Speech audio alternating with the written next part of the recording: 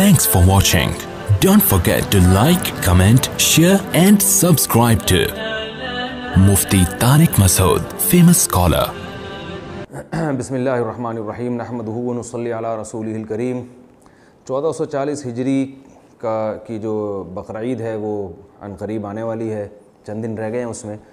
तो इरादा हुआ कि एक मुख्तसर सी बात रिकॉर्ड करवा दी जाए लोगों को कुर्बानी की तरगीब के लिए। बयानात तो इस पर बहुत सारे उलमा के अल्हम्दुलिल्लाह मौजूद हैं, ख़ुद मेरे बयानात भी इस बारे में मौजूद हैं, लेकिन एक मुख्तसर बात जिसमें लोगों को एक तरगीब हो ताकि वो इससे गाफिल ना हो।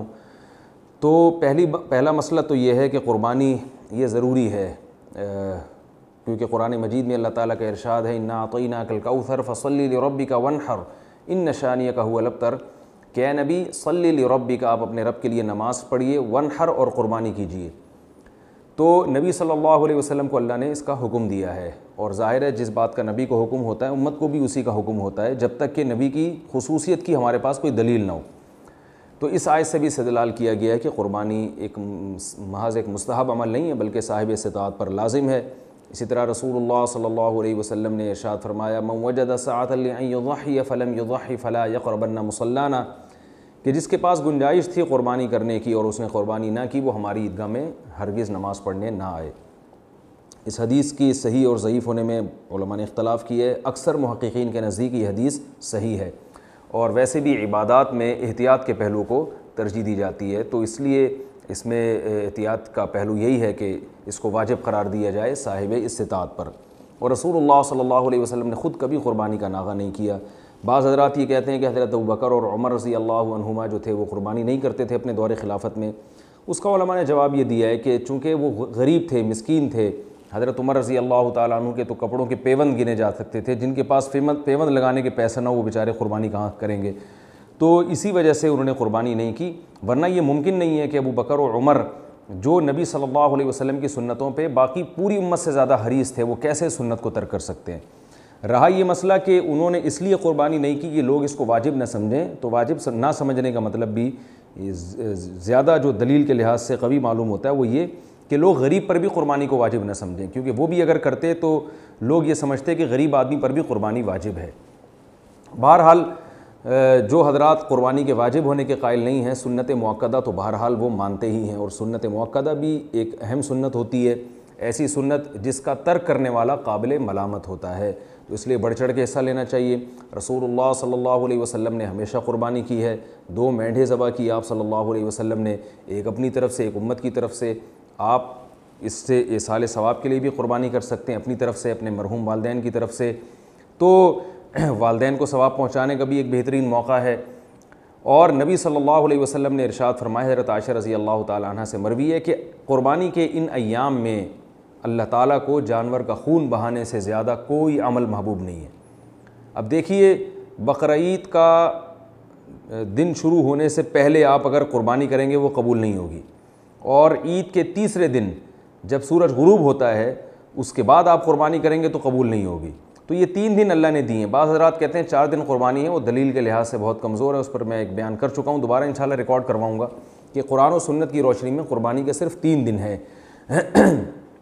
तो इन 3 दिनों में आप कुर्बानी करेंगे तो अल्लाह ताला को जानवर का खून बहाने से ज़्यादा इन दिनों में कोई अमल महबूब नहीं है। और एक रिवायत में फरमाया कि जानवर का खून ज़मीन पे बाद में गिरता है, अल्लाह के यहाँ पहले पहुँचता है। और कुरान मजीद में अल्लाह ताला का इरशाद है, लन यनालल्लाह लुहूमुहा वला दिमाउहा वलाकिन यनालुहु तक़वा मिनकुम, कि अल्लाह को इन जानवरों का ना खून पहुँचता है और ना गोश्त, अल्लाह को तुम्हारी तरफ से जो तक़वा है वो पहुँचता है। तो कितनी बड़ी फजीलत है इसकी। और आप सल्लल्लाहु अलैहि वसल्लम ने फरमाया, हर बाल के बदले में अल्लाह ताला नेकी अता फरमाते हैं। और बड़ी ज़बरदस्त बात यह है कि जब आप जानवर कुर्बान करते हैं वो अल्लाह की मिल्कियत में दाखिल हो जाता है। यही वजह है कि उसके गोश्त का बेचना जायज़ नहीं है, अगर बेच दिया तो कीमत सदका करनी पड़ेगी। हत्ता कि कुर्बानी के जानवर की रस्सी भी आप फ़रोख्त नहीं कर सकते, अगर आपने फ़रोख्त कर दिया तो कीमत को सदका करना पड़ेगा। ये सब इस बात की अलामतें हैं कि जब आपने जानवर ज़बह कर दिया अल्लाह के लिए तो अल्लाह की मिल्कियत में चला गया। वैसे भी सब चीज़ें अल्लाह की मिल्कियत में हैं, लेकिन ज़ाहिरी तौर पर अल्लाह ने हमारी मिल्कियत फ़र्ज़ की हुई है कि चलो तुम समझो कि तुम्हारी मिल्कियत है, लेकिन कुर्बानी हर लिहाज से अल्लाह की मिल्कियत में वो जानवर चला जाता है। फिर अल्लाह हमें इजाज़त देते हैं कि मेरी तरफ से दावत है, तुम इसको खा सकते हो।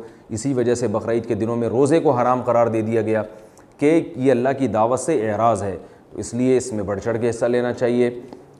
جانور کو قربان کرنا چاہیے. اور ایک بہت اہم یعنی مسئلہ یہ بھی ہے کہ قربانی چونکہ ایک عبادت ہے تو اس کو عبادت والا ہی یہ طور طریقہ ہونا چاہیے. بہت سے لوگ کیا کرتے ہیں, جانور جب گرتا ہے ذبح کر رہے ہوتے ہیں, کھیل تماشا ہو رہا ہوتا ہے, سیڑھیاں بجا رہے ہیں, یہ بالکل غلط ہے. اس عمل کو سنجیدگی سے کرنا چاہیے. جانور کے گلے پر جب چھری پھیری جائے تو اللہ کا نام لیا جائے اور اس وقت ذکر کیا جائے. اور قربانی کے موٹے موٹے چند احکام بیان کر دیتا ہوں. مسائل کا سیشن میں یہ احکام تو ویسے چلتے ہی رہیں گے, جو ہمارا دوسرا چینل ہے اس پہ آتے رہیں گے, لیکن جو موٹے موٹے احکام ہیں, نمبر 1 کہ جانور کو راحت پہنچانے کا حکم ہے. بعض لوگ جانور کو لٹانے کے بعد چھری تیز کر رہے ہوتے ہیں, یہ چھری آپ پہلے سے تیز کر لیں. دوسری بات یہ ہے کہ جانور کی 4 رگیں کٹ جائیں اس کو چھوڑ دیں. آج کل قصائیوں کے پاس ٹائم نہیں ہوتا, وہ اندر گلے میں چھری مار کے اس کے نرخرے میں جو ہے نا وہ چھری مارتے ہیں تاکہ جانور جلدی ٹھنڈا ہو جائے.